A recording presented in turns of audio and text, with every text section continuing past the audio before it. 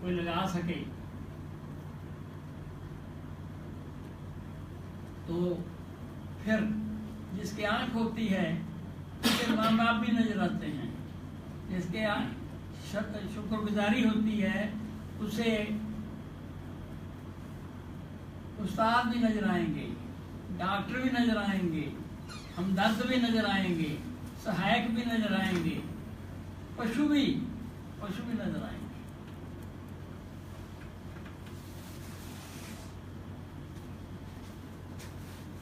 एक साहूकार के पास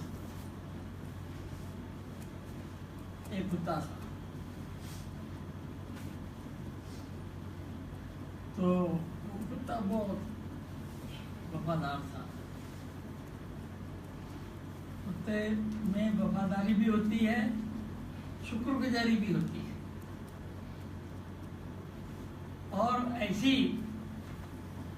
वफादारी और ऐसी शुक्रगुजारी के झिड़के खा खा कर, डंडे खा खा कर, बुलाए जा कर भी वो भूल जाता है। तो ऐसा था, उसने किसी से कर्जा ले लिया उस साहूकार ने। तो वो कहने लगा,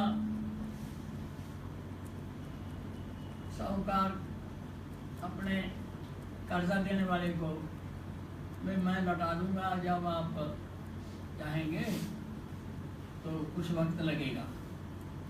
कहते कोई बात नहीं, एक काम कर दो, मैं कोई इंटरेस्ट भी नहीं लेता, कोई सूद वगैरह नहीं लूंगा, तो ये आपके पास जो कुत्ता है ना,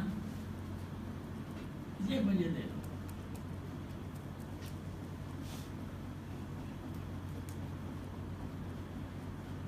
वो बहुत परेशान सा हुआ, भाई इसने तो मेरे गले को हाथ डाल लिया, बहुत प्यारा है। खैर वो जवाब ना दे सका, वो कहता ले जाओ। तो वो कुत्ता उसके पास चला गया जिसने पैसे दिए थे। तो हालात ऐसे हुए कि जिसने पैसे दिए थे उसके घर में चोरी होती रात में, और कुत्ते ने देख ली चोरी, और उसने ये भी देख लिया कि चोरी का माल कहाँ इन्होंने ले जाके खेत में दबाया है। सारा ले भी गए, वो दबा के भाग गए। तो अगले दिन शोर मच गया, पुलिस आ गई कि क्या हो गया। तो वो कुत्ता बार बार भौंके और नए मालिक की धोती को मुंह पकड़ के खींचे। तो पुलिस वालों ने और उन्होंने कह दिया कि ये कुछ कहता है भाई। तो जिधर को नए मालिक ने पूछा क्या कहता है, क्या कहता है, उधर को आगे हो लिया, उसको पीछे हो लिया, और बाकी लोग भी दो चार साथ हो गए। वो उसी सपाट पर ले गया जिस सपाट पे वो चोरी का माल, ट्रंक, जेवर, पैसा उठा, दबाया पड़ा था, और वहां जाके ऐसे ऐसे पांव से करने लगा, तो नंगा कर दिया ट्रंक। तो मालिक बहुत खुश हुआ, पुलिस बड़ी खुश हुई, हैरान हो गया सारे। तो उसका माल वापस हो गया। तो उसने कहा कि उसको शुक्रगुजार था, वो धन हो गया। अभी मैंने तो 10-20 हजार दिया है, मेरा तो सारा कुछ ही लुट गया था, तो कुत्ता कमाल का है, तो मैं इसको छुट्टी भी दे दूं, तो इसके मालिक के पास भी भेज दूं। उसने वो पकड़ लिया और उसके मालिक के गांव के या शहर के रास्ते पर कुछ देर ले गया, और फिर उसको कहा जाओ, बाल के पास जाओ। कुत्ता बहुत उसको जान के दम हलाता हुआ भाग गया और मालिक के पास जाने लगा। उधर मालिक बाहर आया हुआ था, उसने देख लिया मेरा कुत्ता आ गया। कोई ईमानदार आदमी था, बड़ा दुखी हुआ, बड़ा दुखी हुआ, इतना दुखी हुआ कि तूने तो मेरा मुंह काला करा दिया। मैं तुम्हें अमानत के तौर पर दिया हुआ था, तू क्यों आ गया, तू क्यों आ गया? और इतना जज्बच हुआ, तैश में आके कुत्ते को मार दिया। और फिर उसको मिलने गया, भाई ये अपने पैसे ले, मुझे माफ करना, मेरा कुत्ता भाग गया। जब उसने सच्चाई बताई, भागा नहीं, वो तो मैंने छोड़ा है, मेरे पैसे तो आ गए, मैंने कोई पैसा नहीं लेना आपसे, मेरी तो इतनी बड़ी उसने रक्षा की है, मेरा सब कुछ लुट गया था। उसको फिर उस पहले बालक की जो शक्ल बनी, जो उसे दुख हुआ, जो तकलीफ हुई, बहुत अटपाल। फिर उसने,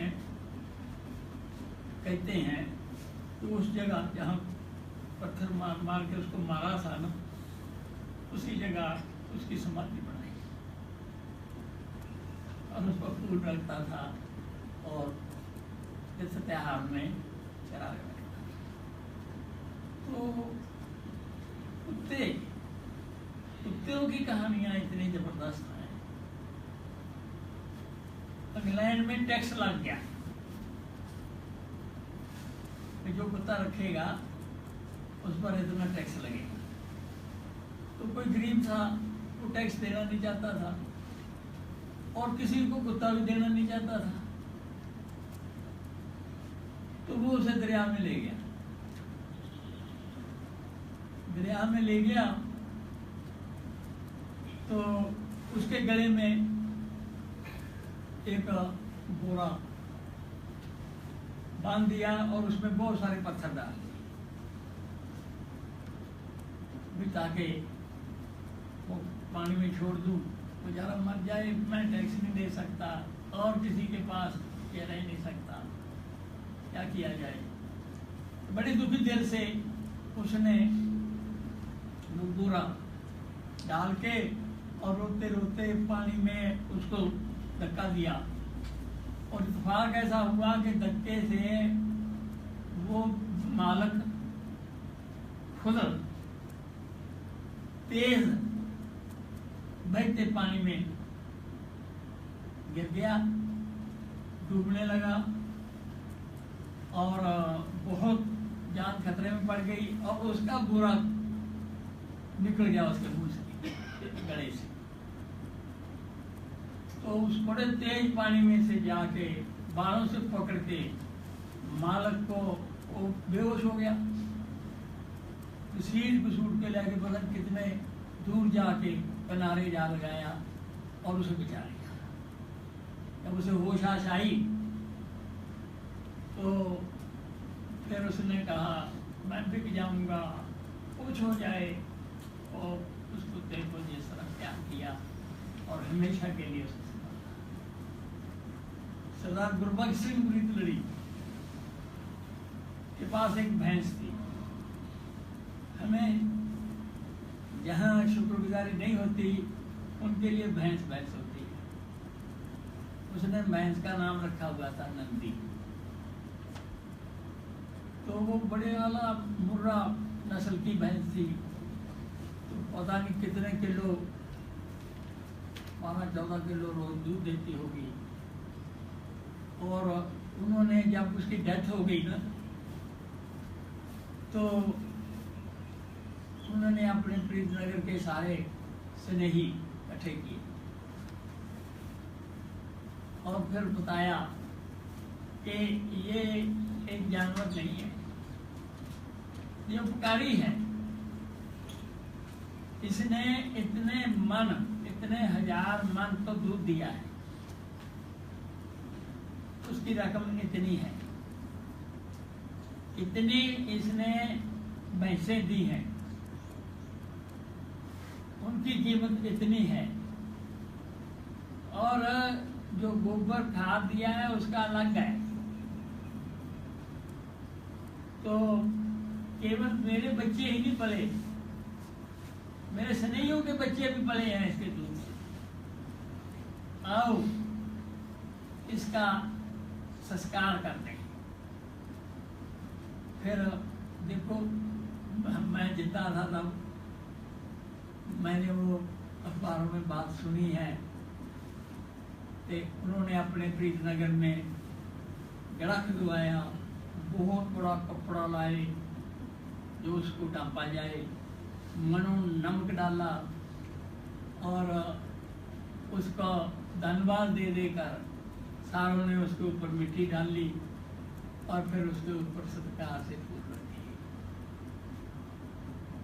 तो दरअसल एक एक पौधा फूल दे रहे हैं, वो चीकू का पौधा फलों से लदा पड़ा है, कोई नींबू दे रहा है, कोई आम देगा, कोई अमरूद देगा, कोई नार देगा, कोई गन्ना देगा।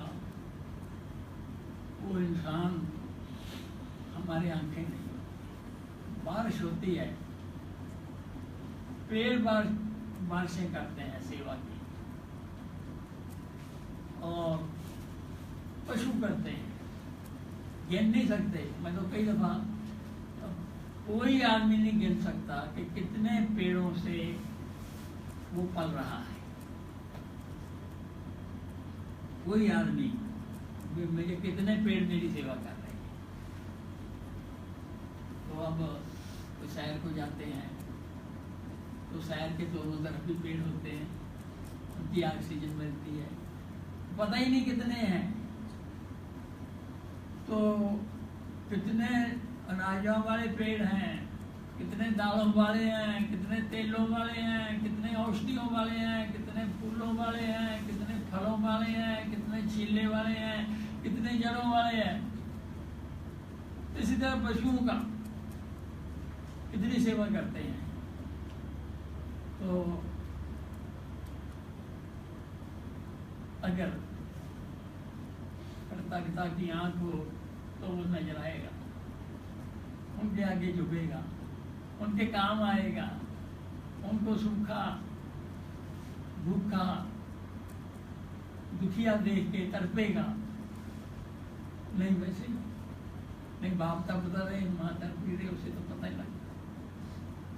तो ये भाव बहुत कीमती है, नई हिस्से पैदा करता है, नए बोध देता है, नई जागृति देता है और नया स्वर्ग पैदा करता है। तो बड़े सौभाग्यवान हैं वो जान जिनको ये शुक्रगुजारी के जीन मिलते हैं, इनके बीज मिलते हैं, और जिनके अंदर कुछ ना कुछ शुक्रगुजारी पन पाती है। और बड़े अपागे हैं, मंदभागे हैं, बड़े खाली हैं, जिनको ये शुक्रगुजारी का शब्द ही पता है और जीन नहीं मिले, जिन्होंने कोई उपकारी नहीं देखा, जो उपकारी को आगे झुके ही नहीं, जो उसको दाता दाता कह के धन्यवाद ही नहीं कर सका।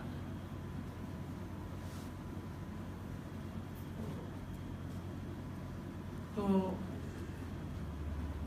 संसार में हमने देखने हैं, उसी उपकारियों को सामने लाना है। ये इनके अंदर कृतज्ञता थी, इनके अंदर कृतज्ञता थी, छोटे छोटे बच्चों में होती है।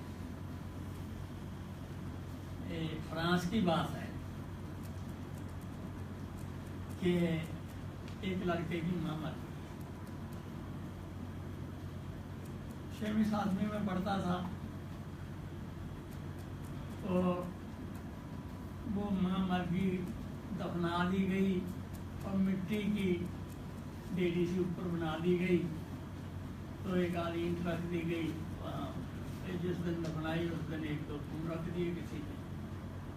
तो पादरी पुदरी ने अपने प्रार्थना कर दी, लौट आए। तो बच्चे को माँ का प्यार था, माँ की मेहरबानियाँ याद आती थी। तो माँ के बगैर बच्चा जैसे आधा कट जाता है ना, ऐसी हालत होती है। तो वो कब्र को जाता, कब्र को देखता, तो वहाँ लोगों की कब्रों पे लिखा होता, कोई शेर लिखा होता, कोई उसकी गुणगान लिखा होता, और पत्थर लगे होते, संगमरमर लगा होता, और ऊपर कोई प्लेट लगाई होती। कोई किसी तरह कब्रिस्तान में जाओ अंग्रेजों के तो ऐसे मिलता है।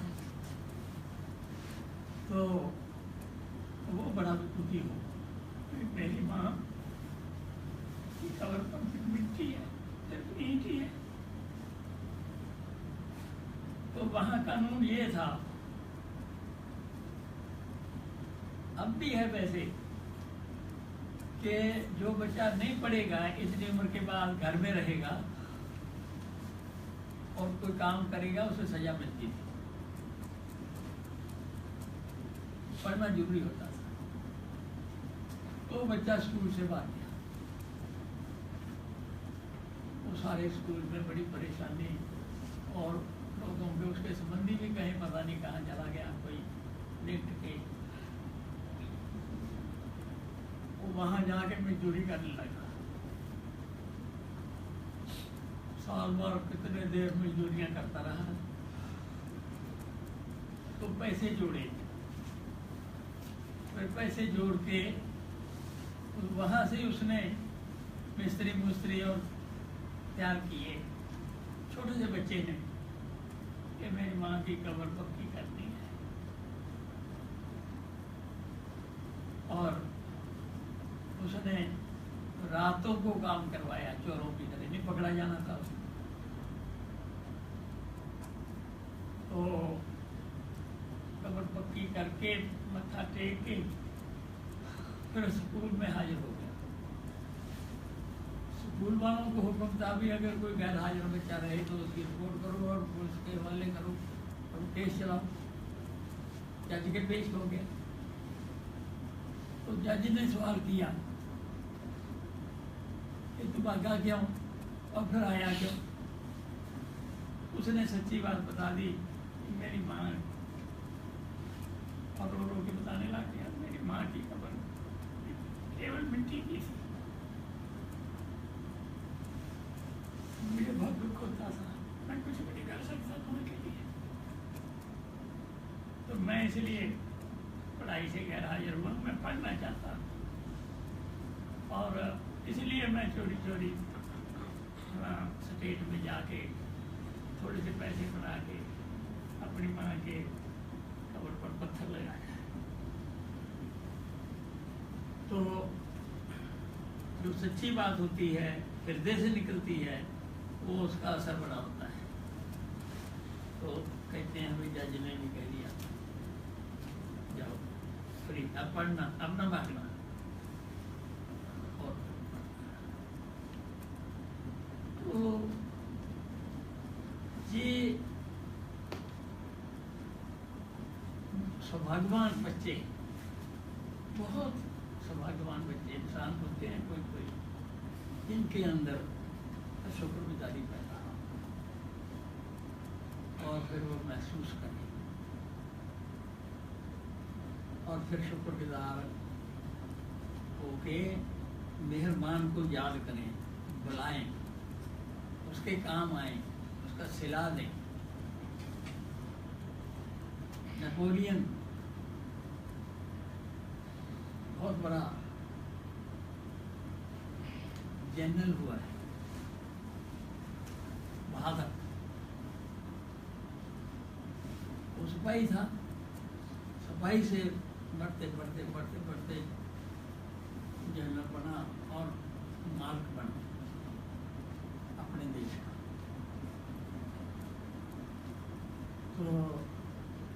अभी वो बना नहीं था, कुछ छोटा ही था, मामूली फौजी था। उसकी माँ की चिट्ठी आ गई, बेटा भूखे मरते हैं, खाने को कुछ नहीं है, तू भी चला गया, किधर जाएं, ऐसी चिट्ठी आ गई। तो इतना दुखी हुआ कि मैं कुछ भी नहीं कर सकता। तो दरिया के किनारे चला गया।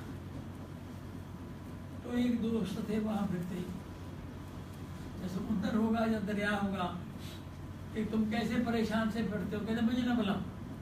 कहते ऐसा तो कभी मिला नहीं है, इस तरह ऐसे ऐसे करता है पागलों की तरह। उसने पकड़ लिया, कहते नहीं नहीं छोड़ो मुझे, छोड़ो, उधर को पानी को जाए। कहते तुम मरना चाहते हो? कहते हाँ, छोड़ो, मैं फिर मर जाऊंगा, तो छोड़ोगे? बात क्या है? कहते बात यह है, माँ की चिट्ठी है, मुझसे सहन नहीं होता, मेरा जीना क्या किस काम का। तो वो अमीर आदमी था, उसके यहाँ बंधे हुए थे पैसे, पुराने जमाने के लोग कमरों में वो बांसुरी क्या कहते थे वो बांध के रखते थे। तो उसने कहा वेट वेट, उसने खोल के पकड़ा और वो इतना झुका और धन्यवाद देने के लिए भी ज्यादा रुका नहीं, भागा पोस्ट ऑफिस। तो बात जाके उसने वो रुपये सारी माँ को भी बच गया। ऐसा ऐसा वो मुल्क का बादशाह बन गया। बादशाह बन के उसने उसे बुलाया, याद किया।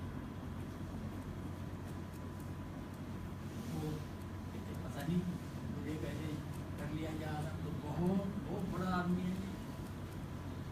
तो उसने कहा कि जहाँ हमारे देश के सरकारी बाग हैं, इन बागों का ठेका होना है, आप इन्हें ले लो, मेरा कर्जा उतर जाएगा। कहते मेरा तो थोड़े से पैसे हैं, ये तो लाखों की चीज है। कहते नहीं, अब तेरा कर्जा है, इससे कम कुछ नहीं है। तो शुक्रगुजार होना बहुत बड़ा सौभाग्य है, बनना। गुरु महाराज ने ये अपनी लोगों की बातें हैं जिनके अंदर पिता पुरखी अपने आप नस्ल में, विरासत में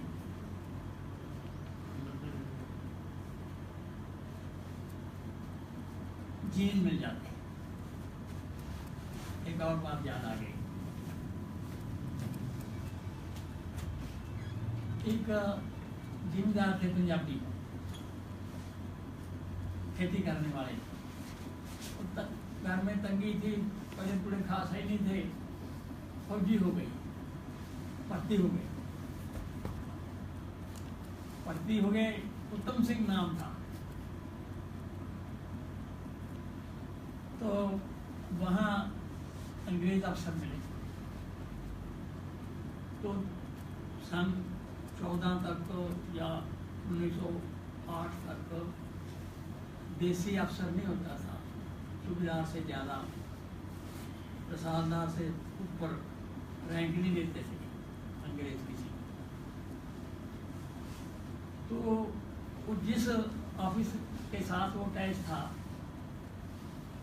अंग्रेज, वो उसको देखकर बहुत खुश हुआ, बहुत सेवा करता था, बहुत ड्यूटी का पाबंद था, कितनी खूबियाँ थी और शुक्रगुजार था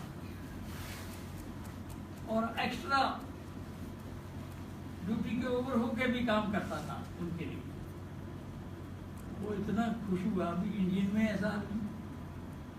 तो उसके रैंक मिलते गए, उसकी तरक्की कराता गया, वो और धन्यवाद दे और सेवा करे, करते करते रसालदार बन गया और रिटायर हो गए। फिर भी धन्यवाद देता हुआ साहब को अपने वापस आ गया, पत्र व्यवहार करता रहा। तो साहब ने कहा अपने बेटे को भर्ती करा दे। कहते करा देता हूँ साहब। जब मैंने भी करा लिया अपना बेटा, तो करते करते उनके बेटे का नाम कृपाल था। कृपाल भी उसी ऑफिसर के साथ, अंग्रेज के साथ अटैच हो गया जो उसके पिता के दोस्त का बेटा था, मेहरबान का बेटा था। जंग हो रही थी, जंग में गोलियां चलती हैं, बुछाड़े आती हैं, तो साथ था अटैच अफसर के साथ। तो उसने देख लिया भी झाड़ी में साहब बिल्कुल सामने खड़ा है और झाड़ी में हरकत हो रही है, गोली आएगी। एकदम वो आगे हो गया और उधर से गोली आई, कृपाल को गोली लगी, वो साहब बच गया, कृपाल मर गया। जंग में आन की आन में खत्म हो जाते हैं। तो उस अंग्रेज ने, बूढ़े ने तार बेटी उत्तम सिंह, सालदार उत्तम सिंह, हमारा घर तो उजड़ गया, पर तेरा बेटा मेरा घर बचा गया। मैं आता अफसोस के लिए आता। फिर वो इधर आया, इतने दिन उत्तम सिंह जी के अफसोस करता रहा। और उत्तम सिंह क्या कहता था, कहते श्रीमान गिरवा सिंह जी सुनाया करते थे कि साहब मैं तो आपका कर्जा नहीं उतार सका, भला हो कृपाल का, ये उसने मेरा कर्जा, कुछ कर्जा उतार दिया, चला गया जंग में, वैसे भी मर जाना था, तेरे और मरे हैं लाखों, पर ये मेरा कर्जा उतार गया, भला हो कृपाल। तो बहुत ही शानदार घटना पैदा करते हैं। गुरु महाराज ने ऐसे आदमियों के अंदर कृतज्ञता पैदा की है, जिनका बयान है कि हम कृतज्ञता का समाज के बिना शब्द भी नहीं सुनना था। सारी इस धर्म में आके कृतज्ञता का पता लगता है, नहीं शब्द भी नहीं, कृतज्ञता क्या होती पता भी लगना। और उन्होंने जिस तरह धन्यवाद दिया है महाराज को, और जिस तरह जीवन भेंट किया है, जिस तरह सारी जिंदगी लगाई है और महाराज का काम किया है, जिस तरह सारी जिंदगी की सारी आमदन इकट्ठी कर करके, सारी आमदन गुरु महाराज के विषय में भेंट कर दी।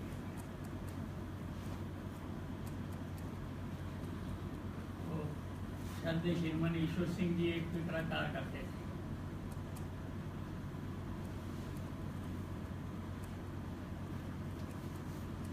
वो क्या था, वो ये कहा करते थे, जान दी वे हमने जान दे दी है, वे गुरु महाराज के दर पे आके गुरु महाराज के मिशन को जान दे दी है। जान दी पर दी हुई उसी की थी। हक तो ये है कि हक अदा ना हुआ, एक गुरु महाराज ने ही बचाए थे, तो उनके बचाई हुई जान उनके कार्य में लग गई, ये तो अच्छा हो गया, पर कर्जा तो नहीं उतरा, बचाई उन्हें की थी, दी हुई उन्हें थे, हमने तो पर ही मर जाना था, पहले मर जाना। तो कर्तव्य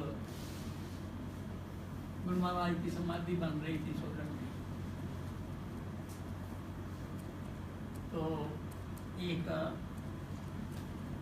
नेवंद राम जी साहिबवाड़ा थे। नेवंद राम जी साहिबवाड़ा श्रद्धे श्रीमान भाई मोहन देव जी के दामाद, उनकी पुत्री बीबी सतवती सिंधी की शादी शुदा थी। वो सोलन आए हुए थे, सन 69 की बात है। तो मैं देश समाज में आगे आगे कई मेरी ड्यूटियाँ सी थी, दफ्तर में भी मुझे सौंपी हुई थी। था मैं छोटा सा ही। तो मुझे लग करके कहने लगे कि 7,000 या 8,000 या 10,000 उस वक्त ये बहुत बड़ी रकम थी। सन 70 में और 69 में। तो मुझे लग करके कहने लगे मेरी एक प्रार्थना है कि ये तो मेरी रकम जमा कर लो, अगर किसी और की इससे ज़्यादा रकम आ जाए ना तो मुझे बता देना, मैं और दूंगा। मैं चाहता हूँ मेरे गुरु की समाधि बनती है, मुझे सबसे ज़्यादा दान देने का समाज मिले इस काम के लिए। मैं भूखता नहीं। तो श्रद्धे ईश्वर सिंह जी ने पता नहीं कितने हजार दे दिया था समाधि के लिए। तो मैंने उनको चिट्ठी लिखी, भाई एक हस्ती ने आपसे ज़्यादा दान दे दिया है। तो इसका जवाब आया, उनके साथ मेरा कोई मुकाबला नहीं, मैं तो उनके चरणों से दूर हूँ। कोई और सेवक साथी कोई करे तो उसका जरूर बता। तो शुक्रगुजार जो होते हैं इस तरह अपने अंदर रखते हैं। गुरु महाराज ने हम नाशुकरों को सचमुच, मैंने भी कोई कृतज्ञता का नाम सुनना था, सुन भी लेते, पढ़ भी लेते, बोल भी लेते, तो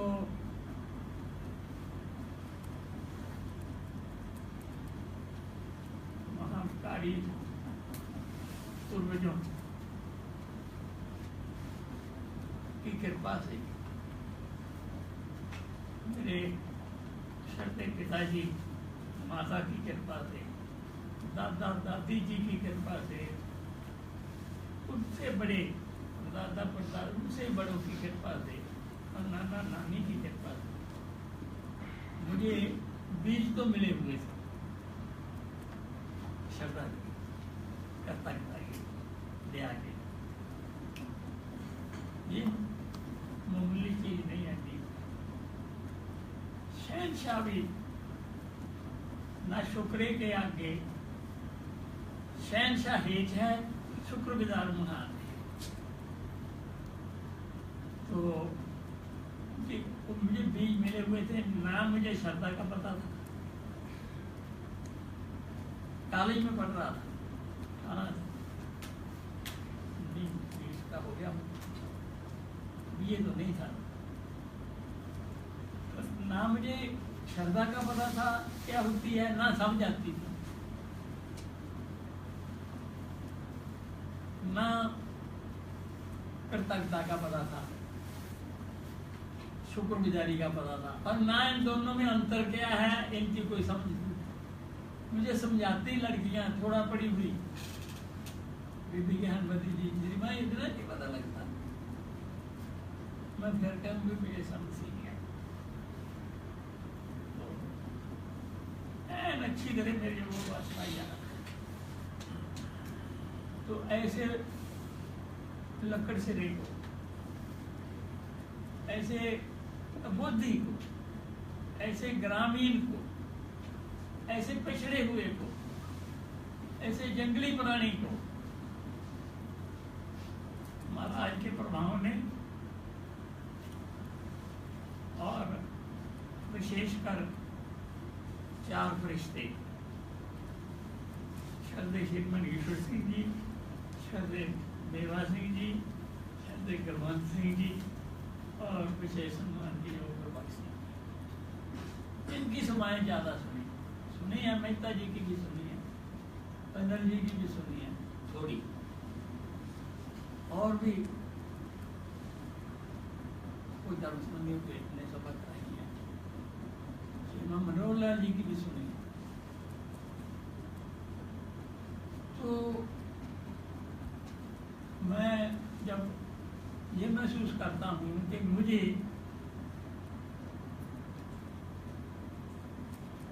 इतने बुद्धि पत्थर से आदमी को मेरे अंदर शुक्रगुजारी भी पैदा कर दी थोड़ी सी, और श्रद्धा भी पैदा कर दी, और तार तार मुझे समझ भी आ गई कि है क्या चीज है, और उनकी बरकतों का भी पता लग गया। और श्रद्धा के बगैर या शुक्रगुजारी के बगैर माँ की कीमत नजर नहीं आती थी, पता नहीं लगता था। तो लड़ पड़ता था, पाठ करता करता तो पाठ में थोड़ा सा खाने पीने को कह देती तो बुरा लगता था, माँ भी बुरी लगती थी।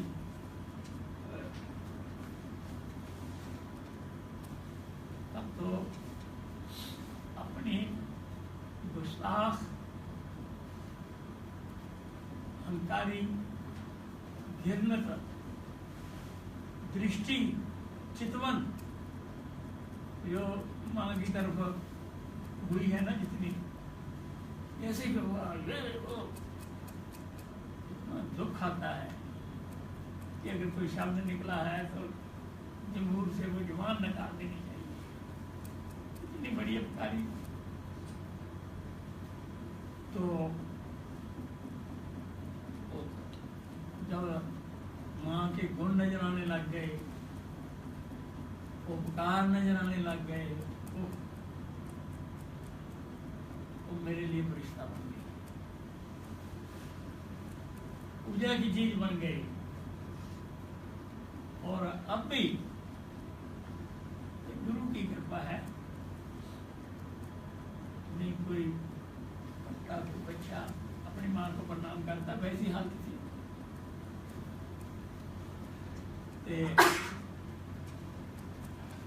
बरसों से रोजाना उनके गाली और उनके कष्ट और उनके दुख सामने आ जाते हैं। उस्तादों के, कुछ कर्मचारियों के, ये भजन जिन्होंने बनाया है, ऐसी आत्माएं थी, समाज तो कंगाल हो गई।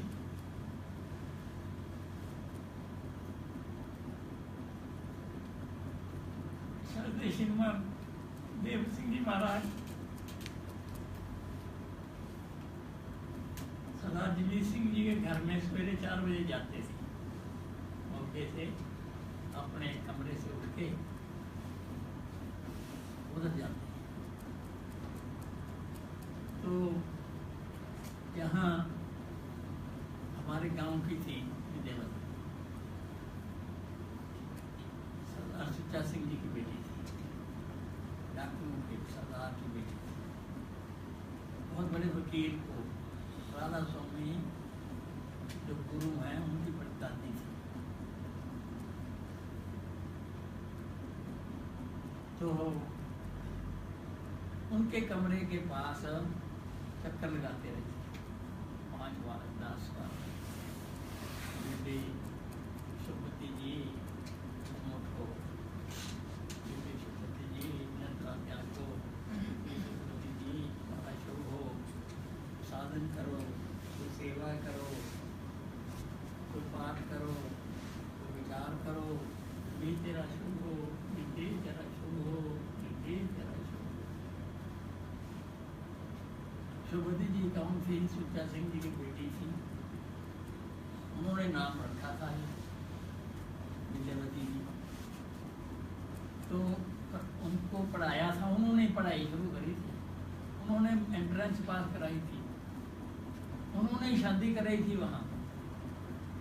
तो उसके लिए वो इस तरह कामना करते थे। उन्हीं को भेज के हॉस्टल में बच्चियों के जुम्मन करवाते थे, उनसे नलाई करवाते थे, सेवा करवाते थे। तो जो वो कामना करते थे, जैसे भजन में आया था, रातों जाग जाग कर, श्रीमान देव सिंह जी के बारे में ये आम मशहूर है कि रात को बैठे होते, सफेद चादर ऊपर ली होती थी, महाराज की फोटो सामने होती थी और धाएं मारकर रोते रहते थे।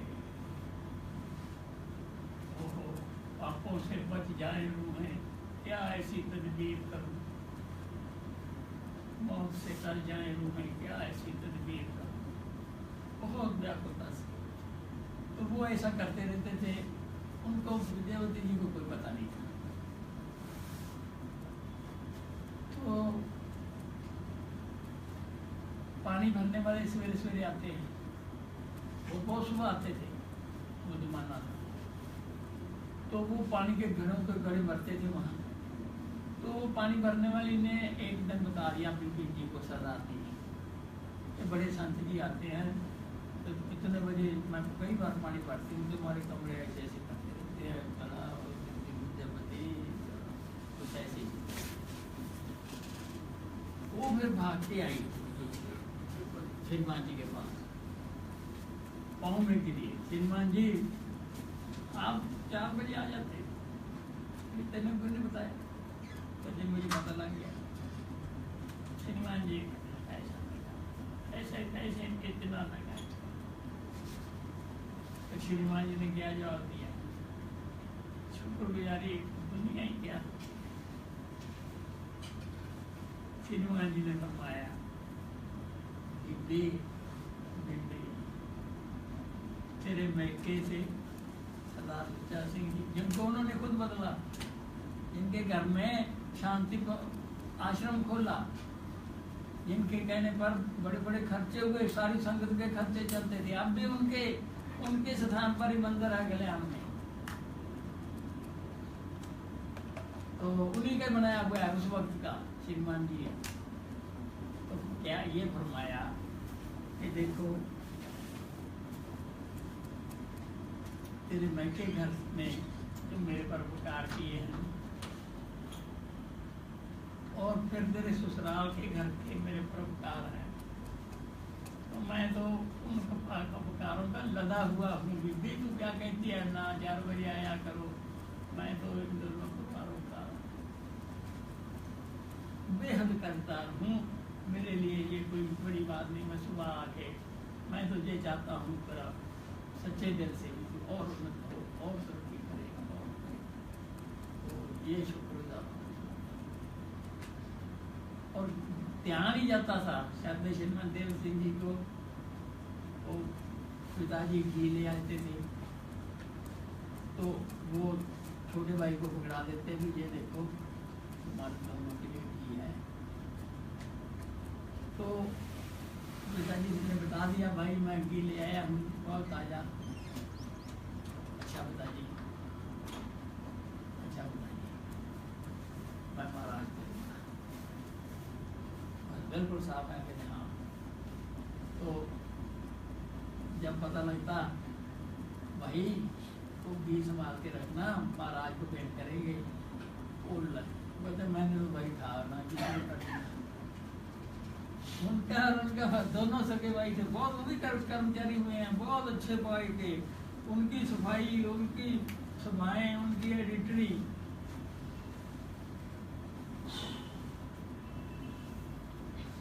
तो ऐसे आत्माओं ने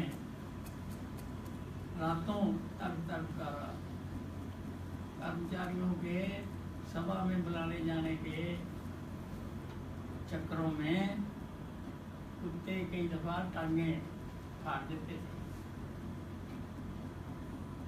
तो किसी ने कुछ कर्मचारी को जिसकी टांगे फाटी हों मत्था टेका, किसी ने कहा जी आपको हमें बुलाने गए थे, ऐसा तो जितना हमारे पर उस्तादों का कर्जा है, डॉक्टरों का कर्जा है, बता नहीं सकते। कोई मास्टर ऐसा नहीं जब आंख बन गई कि जिसकी मेहरबानियां जा रहा है, चौथी जमात से लेकर दूसरी से मास्टर गुरदयाल सिंह जी मेरे गांव के चाचा लगते थे, उनसे पता था और उनका ऋण महसूस होता है, उनके आगे झुकता है। और वो मुझे सम्मान देने लग गए थे, मुझे मिलने आने लगे थे वहाँ होंगे, फिर मेरे कहने पर सभाओं में आने लग गए थे, पहले नहीं आते थे, दान देने लग गए थे। तो फिर आगे मैं पढ़ा, तालब हुसैन साहब ने पढ़ाया, फिर आगे पढ़े थाने में, वो टीचर मेरे याद हैं एक एक ने। फिर खासकर बाबा पल्ला जी, के सिंह पल्ला, उसने जो इस तरह हमें अंग्रेजी पढ़ाई, वो न पढ़ाए होते तो मैं तो 8वीं में नहीं पास कर। जिस ढंग से, जिस मेहनत से और जिस तपस्या से बार बार उसी के बलबूते मैं 10वीं पास कर गया।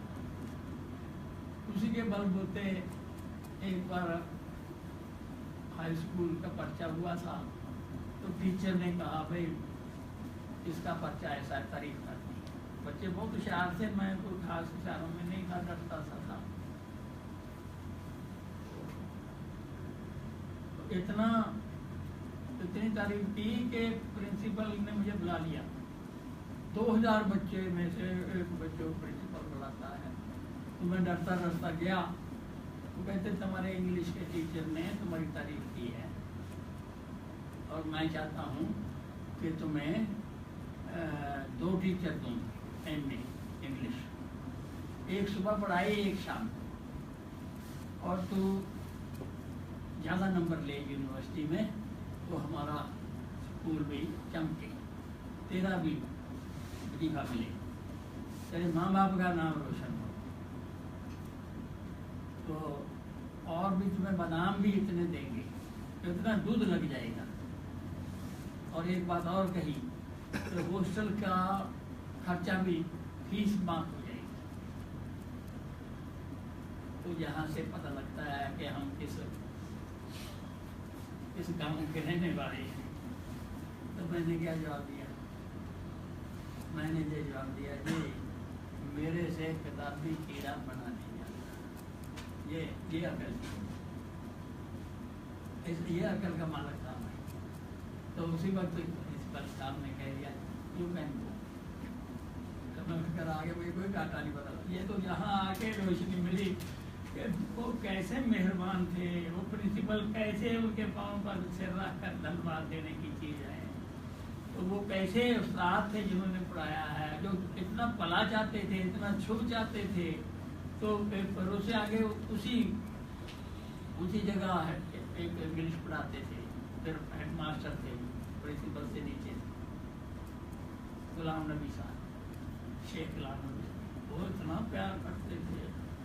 किताब में फिक्र भी है, बच्चा गांव से आया है, पता नहीं कैसे हालात हैं, इसको किताब में लड़के 10वीं वाले जा रहे हैं, उनसे किताब ले लेते थे। 1-2 किताबें ले ली, कहते ये ले फरीदकोट की। तो वहाँ पर एक अंग्रेज लोग आए हुए थे, पशुओं की सेवा की प्रदर्शनी लग रही।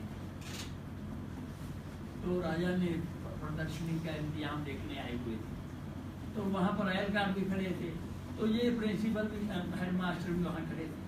तो हम लोग बच्चे भी राजा खड़ा ऐसे खड़े हो गए, ऐसे मेला देखते हैं लोग, तो मैं भी खड़ा हो गया। पता नहीं कितनी भीड़ में उन्होंने मेरे देख लिया, स्कूल का बच्चा 2000 में से डायरी निकाल दी, पेंशन निकाली, राजा को छोड़ के मेरे कलेक्टर आ गए। राजा वहाँ का बातें कर रहे हैं, तो मुझे कहते हैं अपना रोल नंबर बता, 9वीं का रिजल्ट निकलने वाला है। और साथ ही बता गए इशारा सा करके कि अब रिजल्ट निकलेगा, 1-2 फेल करने होते हैं। तो ये कौन है फिर? ये तो जी संत सिंह जो हंजाचुर का लड़का है, चलो इस नंबर ना करो, उनको कैसे पेश करेंगे। ये जी कौन है? ये जो डॉक्टर है इंग्लिश भाषा उनका लड़का है, ये फलाने का है। कहते तेरे जैसे कोई फेल ही ना करते हैं, ऐसे मेरा नंबर ले। अब देखो तो कहाँ के रहने वाले, पाकिस्तान को चले गए, फिर मैं पाकिस्तान में मिल के आया उनको। तो साथियों, गुरु महाराज में शुक्रगुजारी पैदा करके थोड़ी सी उपकारी दिखा, इसी हद तक। और उनके चरणों का वास स्वर्ग नजर आता है। श्रीमान जी कहा करते थे, आता है याद मुझको अखीर दिनों में, जैसे मेरे दिन आता है याद मुझको गुजरा हुआ जमाना। ये नज़्म होती थी हमें हमारे जमाने में अल्लामा इकबाल। तो वो मैं महाराज होते थे, महाराज के चरण में सेवाकारी होता था, तो मुझे उपकारियों के उपकार पाने का, वर्षा पाने का जो सौभाग्य मिला है, और उनकी कृपा से मैं मसालों से मुलाकात में भी वो गुरु के चरणों में लगने के यत्न में रहा हूँ। और ये सब लोग उनकी कृपा से है, मेरी तो ऐसी योग्यता है। तो काश हम लोग अपने उपकारियों को ज़्यादा से ज़्यादा जान सकें, उनके कर्जे को महसूस कर सकें, उनके आगे झुके बगैर न मरें, और उनके लिए कुछ किए बगैर संसार से न जाए। ऐसे हमारा प्रधान हो सके, ऐसी गुरु की हमारे पर